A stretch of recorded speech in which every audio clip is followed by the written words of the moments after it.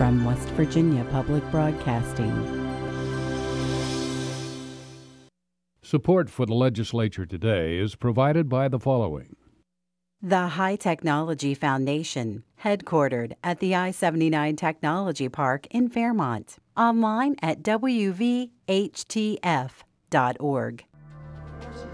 At the Legislature today, high drama in the House as tempers flare over the repeal of a bill regarding alternative fuels and renewable energy, even though the bill passed overwhelmingly.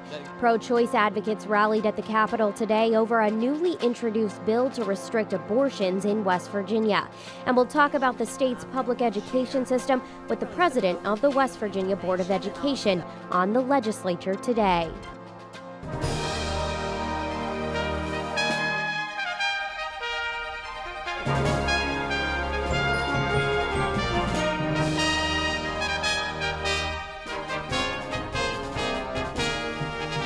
Good evening, I'm Ashton Mara. Emotions were high in the House chamber today as House Bill 2001 was on its third reading and up for a vote. Liz McCormick reports. Fireworks went off in the House chamber today as delegates discussed whether or not to pass House Bill 2001. By the end, more than half of the Democrats chose to support the bill, but not all of them agreed quietly. Let's be clear, this is not a Democrat or a Republican agenda. This is not a labor or an industry issue. This is about the West Virginia coal miner. Sometimes we forget that when we debate these issues. This is about the West Virginia coal miner. So today I rise in support of this bill in hopes that we might get some coal miners back to work.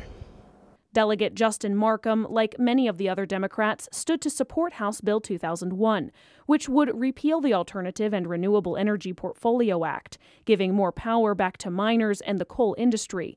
If passed, utility companies would no longer be required to make 25% of their energy come from renewable energy sources like solar or wind. This would instead put all the energy output back on coal, potentially creating more jobs and bring more money back in the state. Delegate Joshua Nelson brought into perspective the jobs lost since the House Bill 103 was passed in 2009, the bill originally behind making the rule. Since 2012, 6 plants have shut down, partially due to anticipation from increased scrutiny from bills like this and from the EPA and the anti-coal miner climate that exists in Washington, D.C. From 2011 to 2014, we have lost 7,000 coal jobs in the state of West Virginia, and that is completely unacceptable and almost solely due to market manipulation. But tensions arose when Delegate Nancy Guthrie stood to call out those in favor of the bill, saying it was a step backward for the state.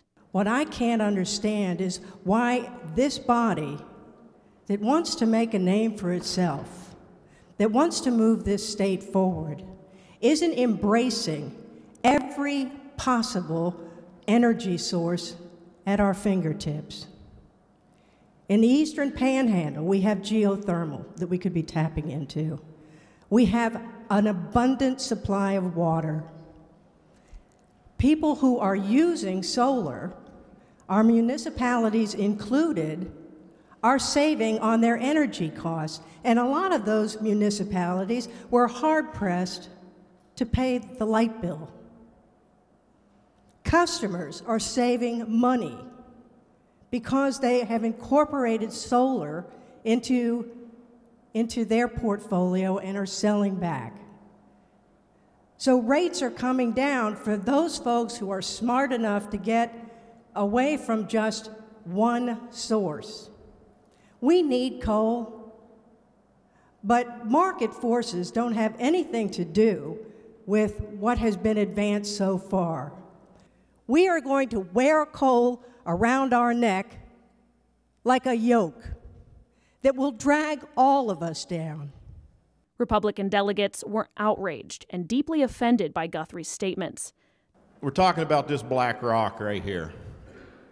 The gentlelady from Kanawha County said that this is a yoke hanging around the neck of West Virginia. But beauty's in the eye of the beholder, and this is made of carbon, and there's something else made out of carbon, and that's diamonds. I see this as the diamond necklace hanging around the neck of West Virginia. Delegate Randy Smith stood to fight back against anyone opposed to repealing the bill. He said that after the bill was passed 6 years ago, then Governor Joe Manchin took it to Washington to show it off. What did that say to the coal miners in the state of West Virginia? What did that tell us? Me, my colleagues here, there's a lot of us here, the retired coal miners or laid off coal miners that went into different fields. What did this bill say to us coal miners? Did it say, we're behind you, we got your back? No, that's not what it said. It said, we're on your side, Mr. President, but I can tell you one thing right now, I'm not on his side, and I'm glad that a lot of you have woke up and seen just what this is worth. It's a slap in the face to us coal miners. Delegate Tim Manchin stood to say he supported the bill to repeal, but brought up yesterday's amendments that were rejected. And so I am going to vote for this act. But I do want to point out that yesterday we had an opportunity in this room to prove something. We had an opportunity to take up an amendment that would have required an economic impact study so that those people would learn in 2 to 5 years whether the promises they had been made were faithful promises and whether they were kept. Delegate John Schott was one of the last to speak. He spoke on both sides, saying this bill would not hold the state down. A lot was mentioned earlier about our failure to diversify. Folks, if we pass this bill, there's nobody going to put handcuffs on us and say you can't diversify.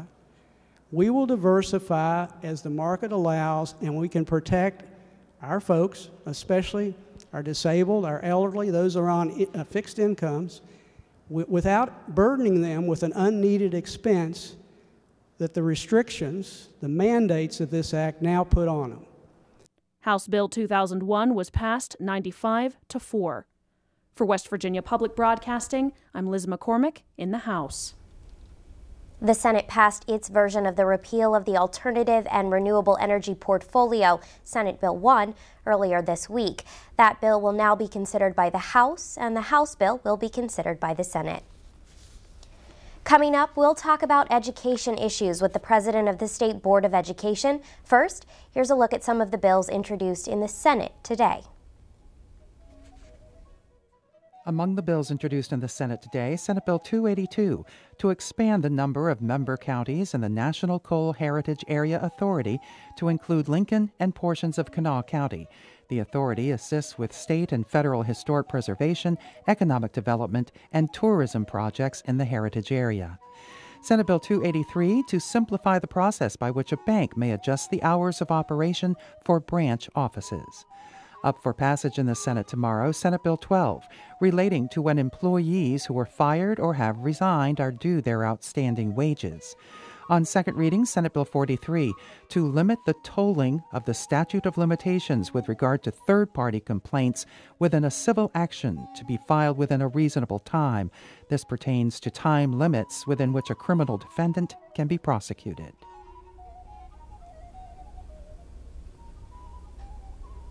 Change is not a new thing for the West Virginia Board of Education.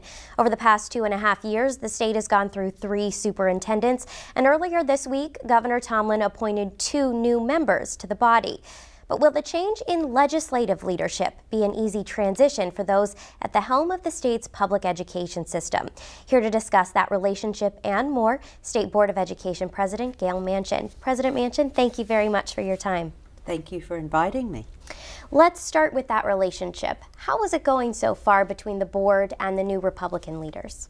It's been a very exciting time, actually. We have really appreciated how both the House and the Senate, particularly in education, have reached out to both the state board and to our new state superintendent. So we've had the opportunity to go over, and basically what they asked us to do was to explain an overview of sort of our role, what we're doing, what we've been doing, and also then how that is different from what the state superintendent and the role of the Department of Education. So we have been very impressed that they that they want us to come and share this information with them, that they're sharing information with us. They're not hesitating to ask questions, and we're sending them the information over. So far it's been very nice, very workable, and we hope that continues throughout the session. A day or two before the first day of the session, I spoke with the House Speaker, Tim Armstead, and he said he was concerned at this point that there is too much centralization and too much power within the state board itself. How do you feel about that? Do you think there's any overreach from the state board? You know, the state board develops policy, and then the Department of Education implements that policy down to the county and then to the local school. I don't believe that we are overreaching. We are mandated by the Constitution to provide free public education to all children in West Virginia, and we take that mandate very seriously. But no, I don't believe we're overreaching. I think because topics become topics in the media, that what may appear to be something that's being run at the state is not. It's developed at the state, but it's the county and our local schools that are implementing and actually reaching out and touching the children every day. Do you think maybe that impression comes from the fact that this board has taken a stronger role than previous boards? Oh, I think you're exactly right, Ashton. I think the fact that we have become more accountable and more responsible for the work that we have before us has, yes, I think we're seen differently and we're seen more. So the speaker also said during that interview that he was concerned with the progress of the education audit. That audit was done by an outside agency and returned to you all in 2012. Can you give us an update? Where do you all stand with those recommendations that you were given? You know, personally I can speak only for the board, but the board really appreciated the audit. We believe that it really laid out in a very easy to read blueprint sort of where we were, what had happened over time, and changes that needed to be made. And I think a set of outside eyes looking at any agency is not ever a bad thing, because someone from the outside will see it very differently. Now, maybe not everything totally accurately, not being from the state, but certainly we felt that it was a very good overview, and we took that audit very seriously, read it, and responded to the audit to the governor, which we gave things that we felt certainly that were within our jurisdiction. And we have tried to address those ever since the audit came out. Began addressing them in 2012 and continue. Many of the things we have completed or have reached where the audit felt we should be. Can you give us an example of one or two of those things that you all have completed? Well, certainly the department is smaller, and we have taken much more seriously our oversight of the RESAs, what they do and what their responsibilities are, because that was one of the focuses. So the downsizing, the audit, looking at how we can run any of our areas more efficiently is something that we address continuously. And some of the issues were things that would have to be addressed by the legislature. So some things that you'll be leaning on them to help you with. Absolutely. There's one area in particular that Republican lawmakers have been a little bit outspoken on, and that's Common Core. In West Virginia, we call them the next generation standards. Do you all as a board, do you as the board president still support those standards and that decision you all made in 2010 to adopt them? Absolutely. Ashton, it is critical that in West Virginia we maintain a high level of standards, high in rigor, and setting that bar for students. Because in this day, in the 21st century, the job skills that are needed, the skill sets that students need as they graduate from high school, and of course our goal, our one focus, one voice, all children achieving, that we graduate our students from high school, college, and or career ready. Without these new, much more rigorous standards, we can't do that. our English standards and our math standards developed by English teachers and math teachers right here in West Virginia agree that these standards encourage children on how to think, not what to think, how to read information critically, how to analyze and evaluate, how to create the questions that need to be asked, and then find the solutions to those problems. A much different learning style than what the former standards, our old standards, we call them the 20th century standards. But for our children to compete, not only here in West Virginia or in this country, but to compete globally, we have to have these very high rigor standards. And unfortunately, the conversation has become one about national standards and national people telling us what to do, and that isn't the case. The case is that the states develop their standards, but then align them. Why wouldn't we want to know how we compare with Pennsylvania or Florida or California?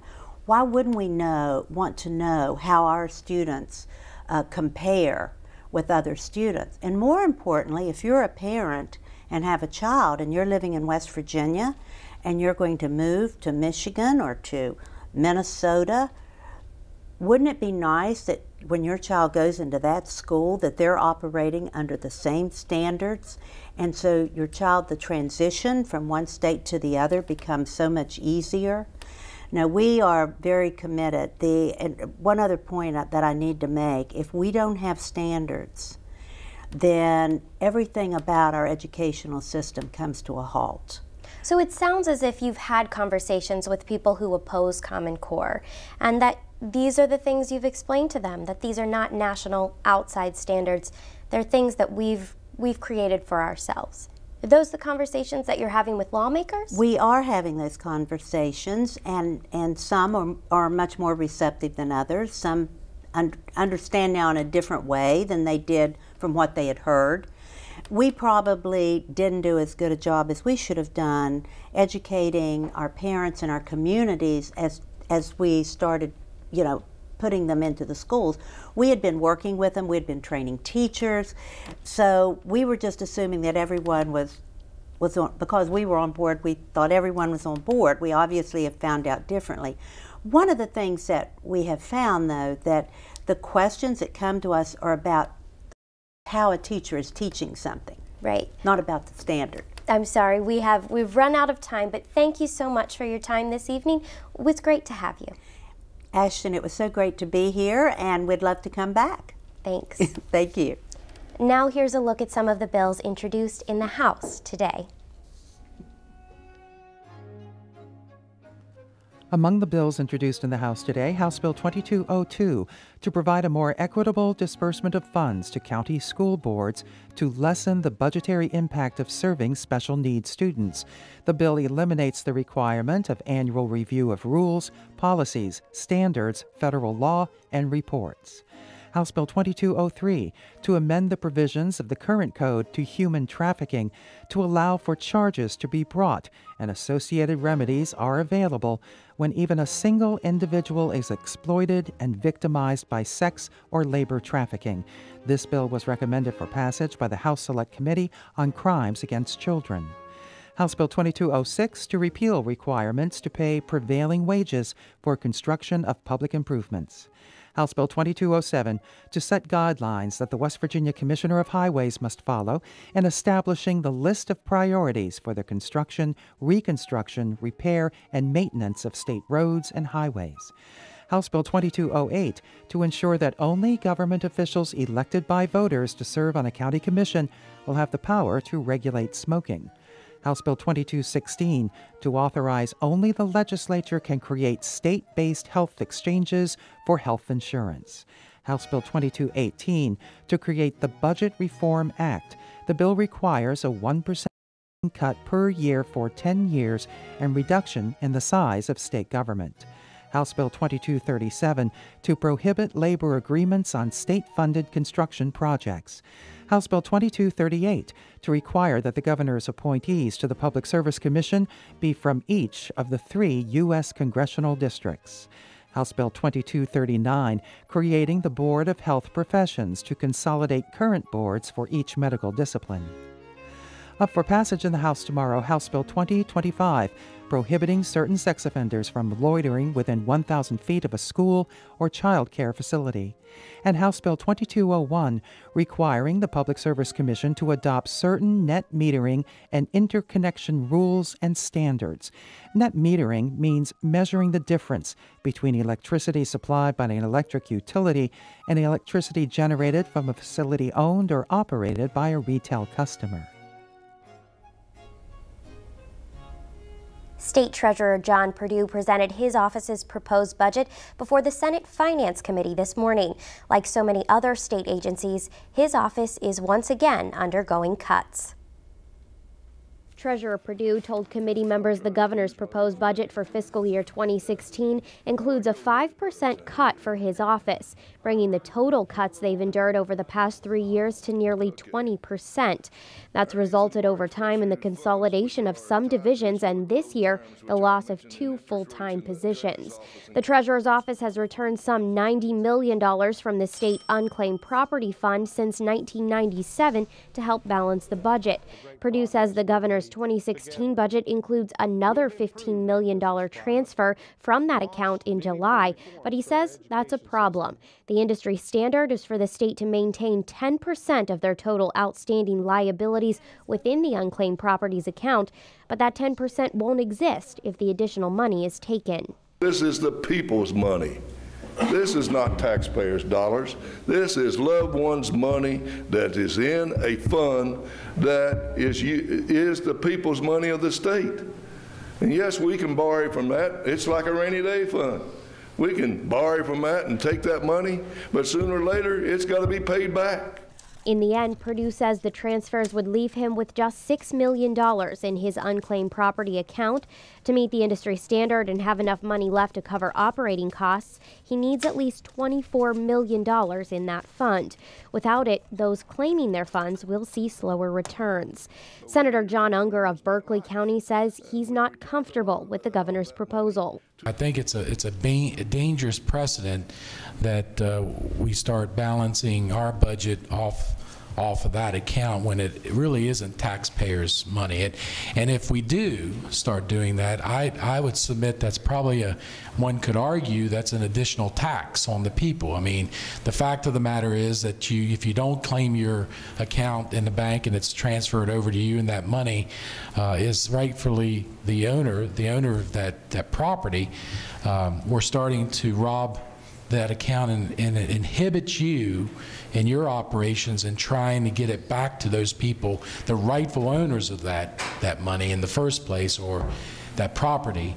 And by robbing that account and taking it down to $6 million inhibits that significantly and therefore I think does a disservice to the people of West Virginia. Senator Bill Laird of Fayette County shared in his worry, saying the state should be held to a higher standard when returning unclaimed monies. Finance Committee Chair Senator Mike Hall says he plans to continue discussing the issue with the treasurer in the hopes of finding a way to make sure the program still works while keeping in mind that it is a tight budget year. 2 West Virginia advocacy groups gathered outside the House of Delegates this morning to protest a bill they say is unconstitutional. Lawmakers in the chamber have reintroduced the 20-week pain-capable Unborn Child Protection Act this year with additional provisions.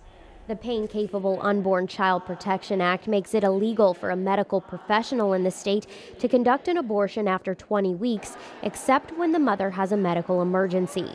It also sets up civil and criminal penalties for doctors who do not comply with the ban. The bill was passed by both the House and Senate during the 2014 legislative session, but vetoed by the governor because he questioned its legal standing. Margaret Chapman Pomponio is the executive director of West Virginia Freedom for Reproductive Education and Equality, also known as West Virginia Free. She says such a ban is dangerous for women. It takes healthcare decision-making out of the hands of women and their trusted providers and puts it into the hands of government.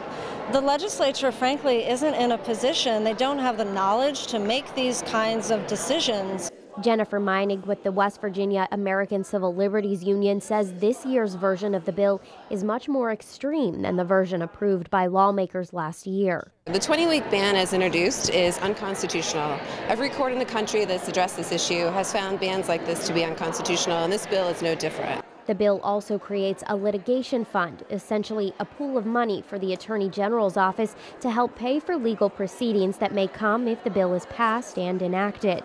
The bill has been sent to the House Health and Human Resources Committee for consideration. A similar piece of legislation was introduced in the Senate earlier this week.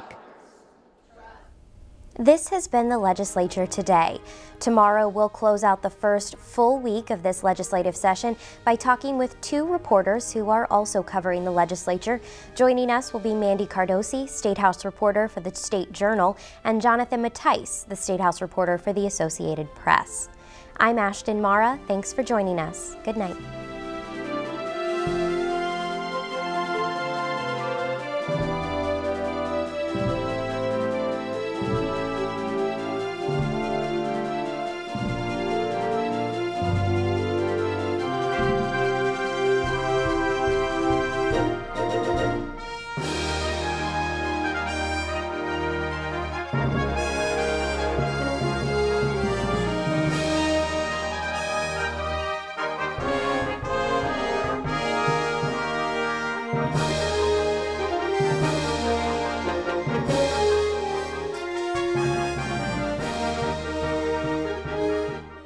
Support for the Legislature Today is provided by the following.